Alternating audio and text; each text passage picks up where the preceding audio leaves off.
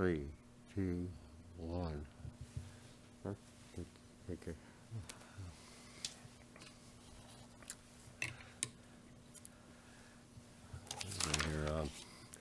Good morning, Donald Briggs, your mayor. Today is Wednesday, May 6, 2020, and I'm joined by Dr. Tim Trainor, president of Mount St. Mary's University. Thank you, doctor, for coming with us today. Oh, thanks for inviting me, Don. Very, very good.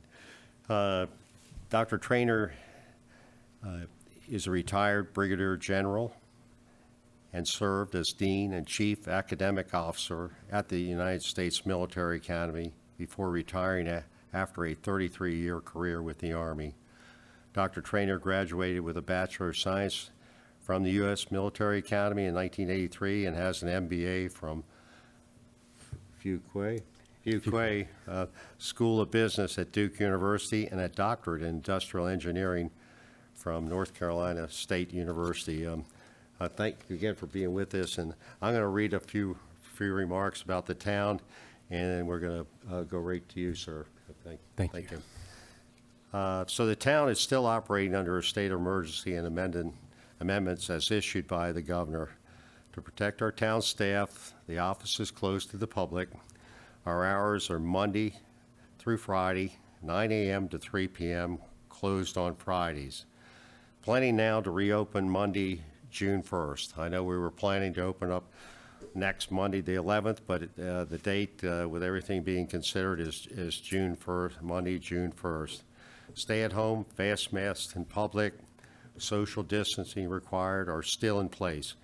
We are all restless. Good to see people out walking and in the parks a little bit, although the equipment is restricted from use. We may, it's more than a may, we will have Little League Baseball starting in June for 2 months. It'll be a short season, no championships or anything beyond that, but baseball has returned. Thank you, Commissioner Davis, for all the work you've done there. On October 24th, Governor Hogan announced a 4-stage recovery plan, Maryland Strong Roadmap to Recovery. Again, it's a roadmap, not a calendar date. The first stage, stay-at-home order, that could be lifted in early May. I don't think that's going to happen. That would also lift the ban on the recreational activities like boating, golfing, and certain gym activities. Stage 2 would restore some public transportation, maybe reopening of bars and restaurants. The final stage would permit high-risk gatherings like attending concerts or going to church. Sorry, that's still out the church. But all this is predicated on, for the first stage, that the state COVID-19 cases must be on a downward trajectory, or at least leveling off. And it doesn't seem like we're there right now. The governor has a website, governor.maryland.gov/recovery. Also, the state website of coronavirus.maryland.gov. As of this morning, the confirmed COVID-19 information for the state is 28,163 cases, 1,338 deaths, a plus 48 deaths over the last 24 hours. Frederick County has 1,108 cases and 61 deaths. Our zip code, 21727, has 14 confirmed cases, which is up from 13 reported cases on Saturday, as of Saturday, April 25th. Frederick County will not release any other further information on that. Town Manager Willits and I just got off a weekly conference call with the county executive and other mayors. The discussion was primarily on the grant money that's coming back to us for reimbursements and how that would work. We still not, the county still doesn't have a clear understanding of how they want to do this. We have submitted $79,000 in related expenses. President Trainor, thank you for taking the time to visit with us. The Mount is northern Frederick County's largest economic engine. Its health is very important to us, and the interflow and exchange with the students, the professors, everything. It's a wonderful relationship. The dilemma now is balancing health with the opening of the economy. As the noted author G.K. Chesterton once said, it's hard trying to kill two birds with one stone when they are flying in two different directions. Dr. Trainor, thank you. The floor is yours. Thank you, Mr. Mayor, and I really appreciate you inviting me here. I'd first of all, I want to wish everyone good health. I hope you and your loved ones are all healthy and safe. I want to pick up on that last point you made, Mr. Mayor, about the economy. The university is the largest private employer in the northern part of Frederick County, and we recognize that, and we recognize that responsibility we have to the people of this part of the county and to the economy. And so one of the actions we committed to early on was not to lay off or furlough anybody through the end of June. It is a tough time economically for the university, as it is a tough time for the town and all businesses, but we've committed to our employees through the end of June, and I hope we can maintain that beyond that. I'm not sure, but the point, I've had the opportunity over the last few weeks to engage with some congressional leaders and for the state of Maryland, and I've been making the point in that about we are, not just at quote university, we are a major part of the economy of northern Frederick County, and we're committed to the people here, and we need federal help to continue to do that. So you have our commitment, and we appreciate your support of the university, you and the great people of Emmitsburg and the surrounding area. We pivoted very, very quickly as a university, and made the decision on March 11th to suspend in-person classes, send students home, and we went into a very fast turn on getting ready to teach all our classes remotely. And within 6 days, we did that pivot, and on the 18th of March, we were back open again, where all our classes were being delivered remotely. And I'm really proud of our faculty in particular and our staff who support them in this pivot to go from in-person classes to remotely delivered classes. And I'm also very proud of our students, how well they've done in adapting to that. We did the same thing with the seminary on the 18th of March. We suspended in-person classes there on the 18th of March, and then sent all the seminarians away, and they were back doing remote formation and education on the 25th of March. I will tell you that we've pivoted our other operations like the Grotto. Unfortunately, our last visitor to the Grotto, I think, was March 24th. We had to shut that down also. But we've been maintaining a virtual presence, doing a virtual live stream mass there every Sunday at noon. And we welcome anybody to join that through our Facebook for the Grotto. This past Sunday, we had a wonderful crowning of the Blessed Mother statue along with a mass. And so other ways just that we've been trying to do some outreach is we've had a few of our professors have been making face shields as part of the PPE, personal protective equipment. We've used our three-dimensional printers to print the headbands, and then used plastic sheathing and creative face masks that a local entrepreneur has been distributing to some of the healthcare providers in this area. And so last count last week was we produced about 60 of those, and I know we're continue to do those. So I wanted to talk about how our students are doing. Our students have made this transition. It's not been as easy as might think, and some have struggled. Some have done great, some have struggled. We have students going home to now crowded households where, unfortunately, due to the economy, their parents, in some cases, their parents have been laid off, and the students are now going to work to help provide for the family while also trying to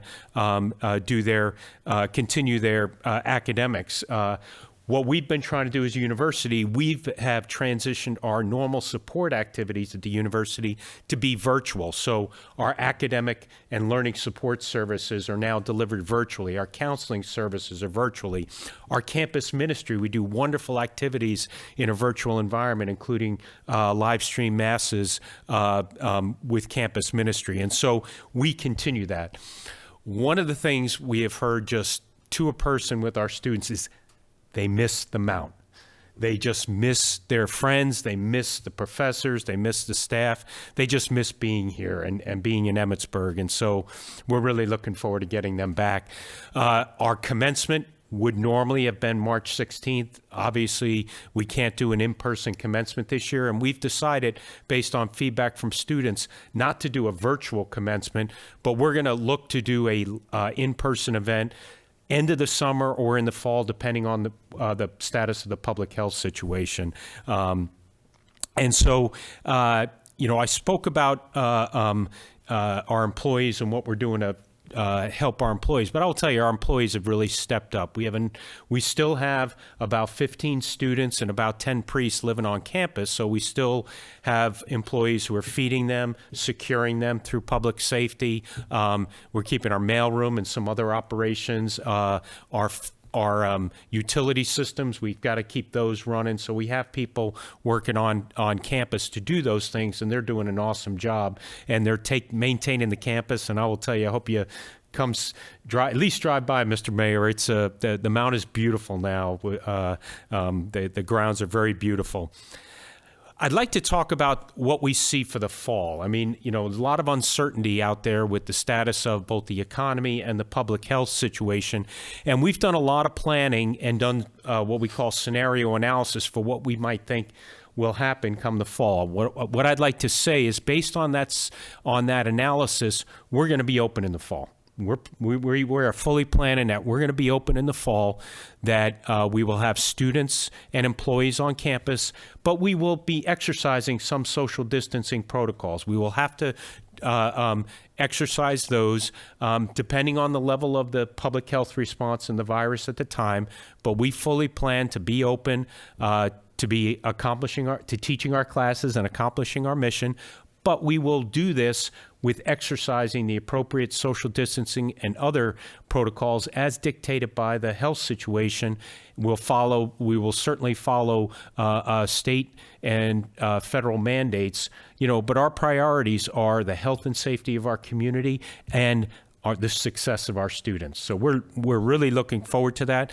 We now have a number of planning teams that I've put in place that are going to be working diligently over the next several weeks to figure out how do we best do that, have people on campus, do this safely and in a healthy manner, in order to accomplish our mission. So, we have some advantages in that. We're big. We're a big place. We can spread people out, and we have that opportunity. The other thing is we have small classes sizes. It's not like we teach classes to 200 and 300 students at a time. We already have small classes, and this enables us to be able to spread people out and exercise that social distancing protocols. We also have an award-winning custodial team, and our head custodian, she has great expertise in healthcare, and we have an environmental health and safety officer who has experience working at the EPA, and he and our head custodian are know what they're doing in terms of what are the deep cleaning and cleansing protocols that we need to have in place. And so those are the things we're doing, and we're working really hard, and we're going to continue to work hard to figure out how we can best meet our mission. And we're going to be ready to meet our mission, teaching classes to students, and do it the Mount way, ready to deliver on our mission. So that's what I'd like to say, Mr. Mayor. I'd be happy to answer any questions you have. Thank you very much for that update. We're so excited to hear everybody's ready to go for the fall, push it as hard as we can. A couple of questions. I've asked for if anybody would like to text me. I haven't seen any come in to my text number. It's 301-606-1512 if you have a question. Let me make sure I got that up, and nothing so far, but a couple of questions. The School of Health Professionals may be located downtown. Could you give us an update on that, please? Sure. We've one initiative. When you look at what's going on now, you understand we have some real heroes out there. Our healthcare workers, our first responders, they're on the front lines right now, and they're real heroes in helping combat this pandemic, and they need our help and support. And one of the initiatives we had been working before the pandemic started, but is coming into clearer and clearer focus, is the need for more healthcare professionals. And so we've got a plan to open a school of health professions in partnership with the Daughters of Charity out here on their Emmitsburg campus. Beautiful place, and to open a school of health professions that will.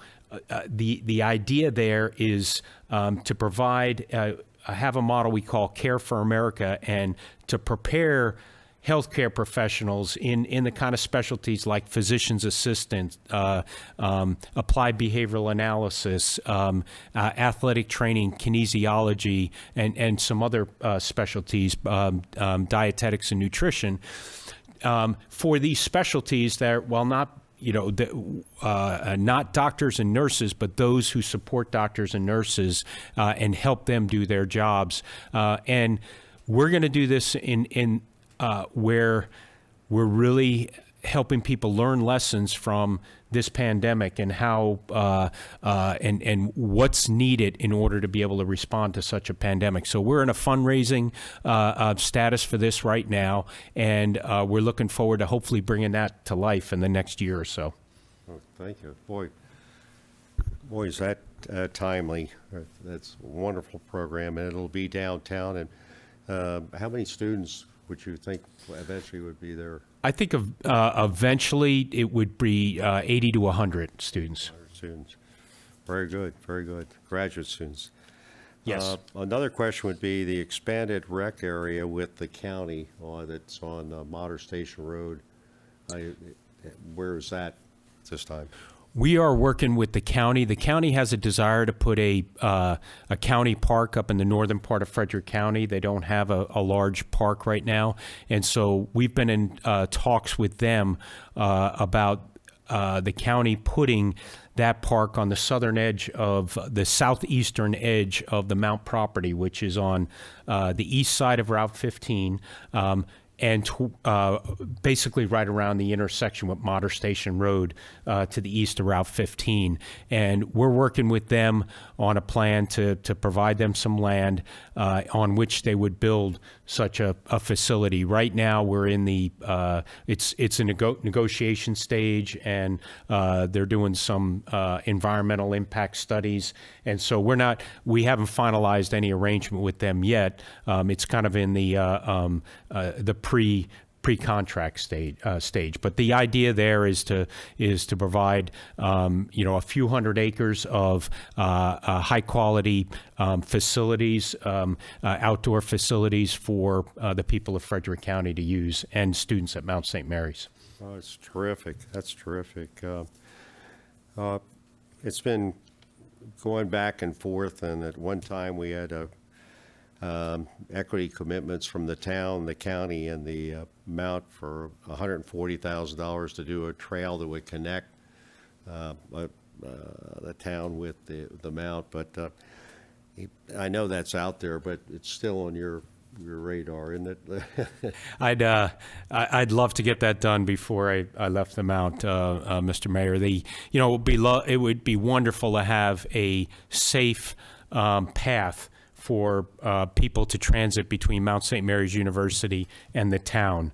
I'd love for people to be able to walk between the grotto, the visitors and the pilgrims who come up to our grotto, to also be able to walk down to the Seton Shrine, and for students to be able to use the path to get into town and back and forth. I'd love for us to be able to do that.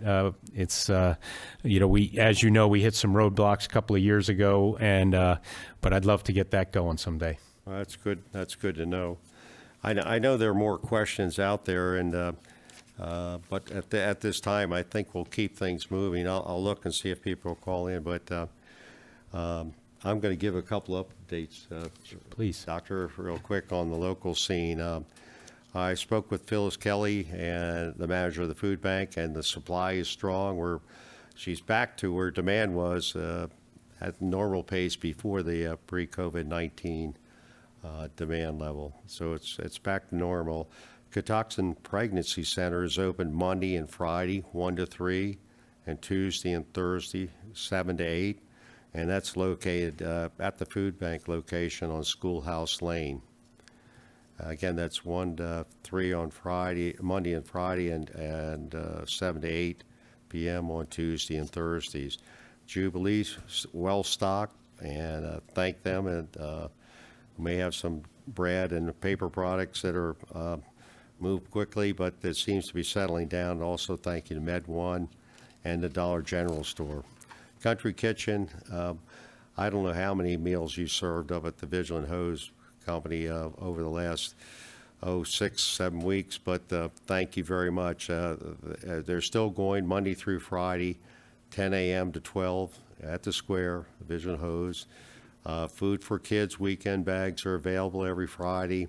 Frederick County School program is continuing to distribute food 11:30 to 12:30 at Jubilee, Monday through Friday, with weekend packets available there too. Look for the yellow bus. Senior Center is also delivering meals every week if you want to check with them. Last information we have is the Gettysburg Hospital and Frederick Memorial Hospitals both have open bed capacity.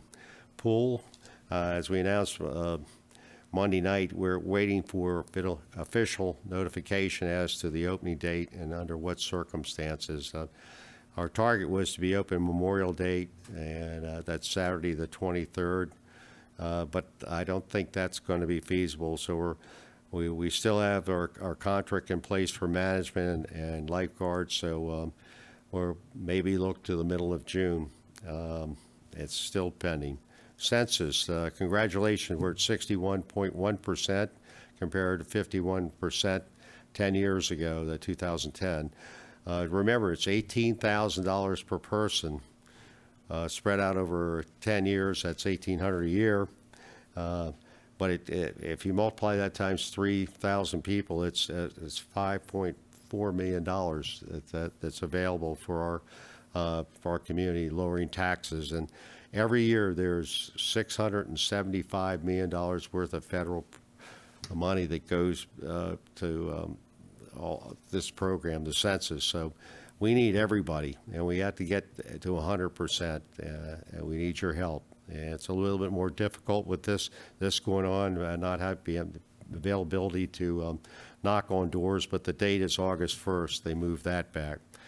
39th Annual Community Day is on schedule. Thank you to Commissioner Sweeney and Jennifer Joy and all their volunteers for bringing on. Fireworks have been paid for, and we have already gotten the permit for the parade, so let's get things back to normal with that. We had a virtual town meeting Monday night, the 4th, and it was a different experience, but it worked. I want to thank all our commissioners and the public for putting up with that presentation. We're going to have another virtual special budget presentation meeting on Monday, May 18th at 7:30 p.m., and that will be closed to the public. Virtual Planning Commission meeting last night, and on May 5th, and they approved with conditions the Maryland Insurance Company's request on their property. They're improving out by as you get on to 15 on the east side of town. We're still planning on having a farmers market. More on that to come. Yard waste collection site was open last Saturday. Went well. We had 38 people there. Good traffic. Everybody was very polite, and they all brought paper bags or recyclable bags. They're the only things that will be accepted. No plastic bags. And next occasion will be May, third weekend, which is Saturday, May 16th, 9 to noon. And we found out at the county executive meeting today there will be a bulk trash pickup. We don't have the date, but it'll probably be mid-June to mid-July. And we're getting close. We're almost there. That location is on Creamery Road, the east of US 15. down by the solar fields and our wastewater treatment. Please, for local information with regard to the town, please rely on what the town puts out as the official information source for the community. Things can get tangled with all the social media as to what's going on, but we want to give you that everything we have on that, and that's the same sort. That's the main source. Thank you for your support of our local restaurants and our auto repair store. Very much appreciated. And carry-outs, business gift certificates, and the auto service shops are very, very happy with what's happened, the spike we had since we announced it last week. Carriage House Inn plans to resume service this Thursday. As I mentioned every week, scams are up. Be very careful. Be very, very careful. And always remind yourself, if it's too good to be true, it probably is. I have one announcement here. First of all, just always thank you to everyone who on the front lines. Please thank them. Thank them at the food store, everywhere, pharmacy, everybody, town staff. They're all putting themselves in front of this thing and to see where we are. I have one announcement here. There was a recent COVID-19 positive test at Paul's Pit Stop. Therefore, the store will be temporarily closed. This was a voluntary action by the owner, and just as a preventive situation to see where they are on that. On behalf of the town, we hope for a speedy and full recovery of everybody there, and we thank Paul's Pit Stop for undertaking the efforts to protect the general public. Once again, I want to thank you, Dr. Trainor, for joining us today. A very, very special presentation and giving us an update on the Mount. For myself, the commissioners, the town staff, and President Trainor, I'm sure, thank you to all for your patience, politeness, and to our mothers, grandmothers, great-grandmothers, happy Mother Days, and beat Navy. Yes.